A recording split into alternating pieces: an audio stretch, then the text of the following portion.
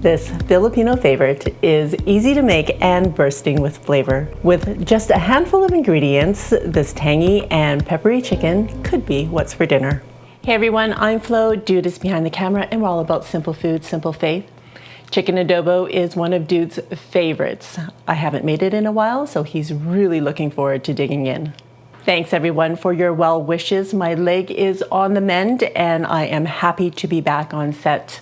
But this injury has taught me to slow down a little bit. So this dish, even though I can make it very quickly in the Instant Pot, I'm gonna do it the old way on the stove. Cooking it on the stove top will actually give me a more syrupy sauce at the end, which I think really does make this dish.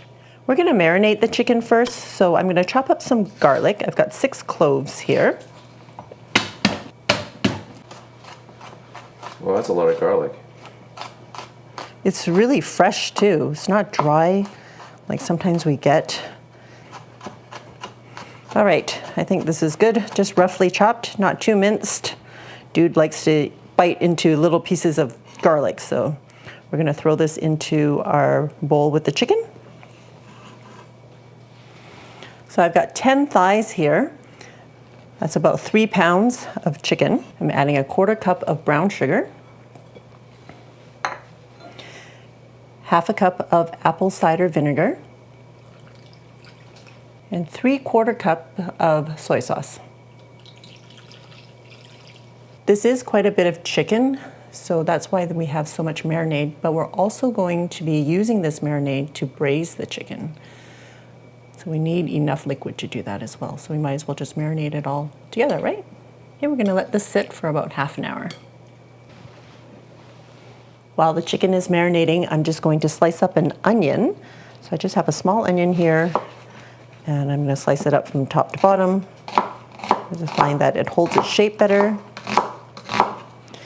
And the onion will just add a little bit of sweetness to the sauce as well. I'm also gonna slice up a green onion for garnish.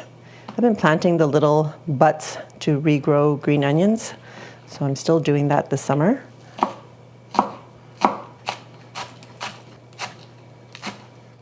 Using my cast iron Dutch oven today, I'm gonna cook it on medium, and I'm adding 2 tablespoons of avocado oil. You can use canola oil or vegetable oil.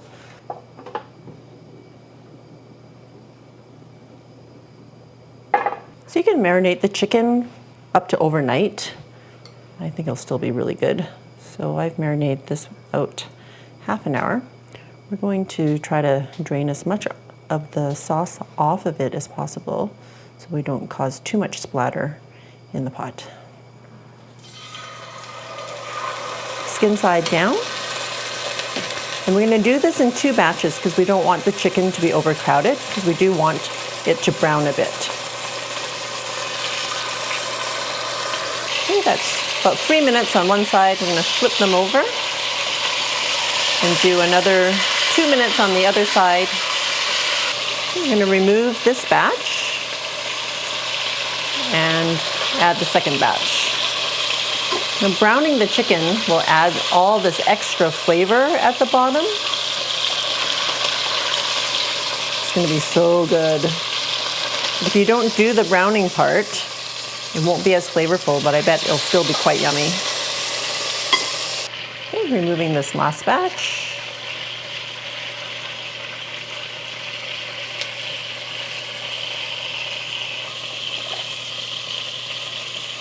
I'm going to put our onions in, and this is going to help deglaze the bottom of the pot where all the brown bits. It's going to add so much flavor. Also turn down the heat a little bit already. Oh, the aroma is so nice. Oh, I can just imagine the flavor. So like I said earlier, my injury has kind of slowed me down a little bit. So cooking on the stovetop, it is a bit slower than using an electric pressure cooker, but the flavors that you're gonna get from sauteing it in a Dutch oven versus in the bottom of the, say, Instant Pot liner, you're not going to get this just delicious brown goodness that you're going to get on the stovetop. So once the onion has softened and it's becoming more translucent, you can add the rest of the braising liquid in here. I just have a little bit left here to deglaze, so I'm going to pour the liquid in first. And that will help to get rid of the rest of the brown bits. All right, so the rest of this will lift off as the chicken simmers, so I'm not too worried about that. I'm going to put the chicken back in. Now it doesn't matter if they're crowded or not, because we do want them to be in a single layer if possible. All right.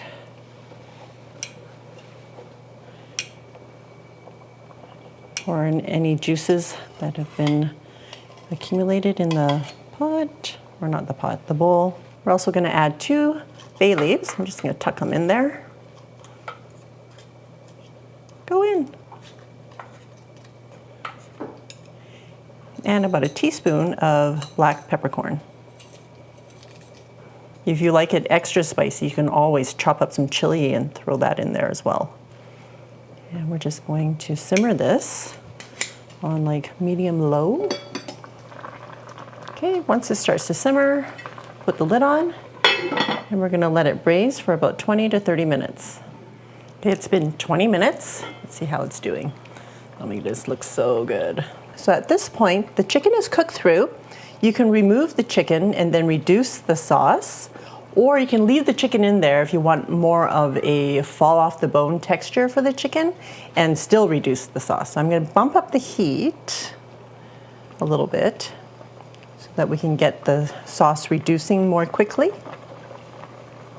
All right, look at that. Can you see how the sauce has thickened?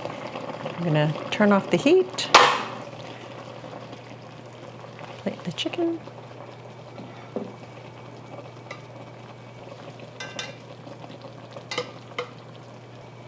The chicken is really taking on the color of the sauce.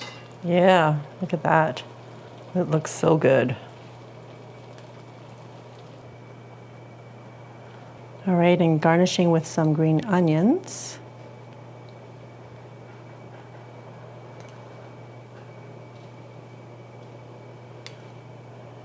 Are you all ready for? Definitely. The taste. Yes, chicken adobo, for real. What I love about chicken adobo is the combination of the sharp flavors of the peppercorn, the heatiness of those peppercorns, and the vinegar. A dish like this without like dousing it in sauce, so come to Papa. All right, more sauce, more sauce. Okay, that's good.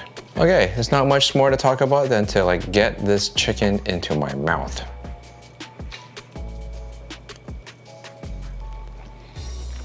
Good. It was real good. Adequate tang from the vinegar, so thanks, Flo. What I love to do also is that I'm gonna hunt for the whole peppercorn. And in with the meat and the saturated rice, and I will actually bite into the peppercorn, and so it just releases this bam, this punch in the face of peppercorn punch. Oh, so good. Wow. Thanks, dude. It took a little bit of time, but it really is very simple to make.